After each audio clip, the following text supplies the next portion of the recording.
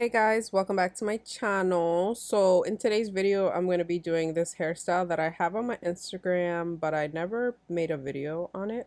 It's really easy and simple to do. I already have my leave-in in and my gel. You're going to need two scrunchies because we're going to be making two ponytails. I will be parting my hair really high up, and I'm going to take a fine-tooth comb just to make sure my lines are nice and even. And then I will make a middle part. We'll section out the hair after I'm done cleaning up my parts. I'm going to clip that up. Then I will make a middle part. And when I'm making my ponytails, I'm just pulling my hair back because I'm not trying to make the ponytails high. Like when I'm looking straight ahead, I don't want you to be able to see that I have two ponytails. So that's the key.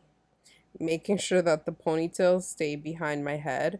And I just make sure that once I'm done putting in my clip-in extensions, which are right there in the background, I take more gel to smooth out my ponytails so they're not sticking up high, if that makes any sense at all.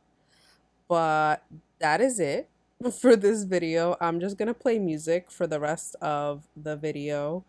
And thank you guys for continuing to support my channel. I appreciate it. I appreciate all the love.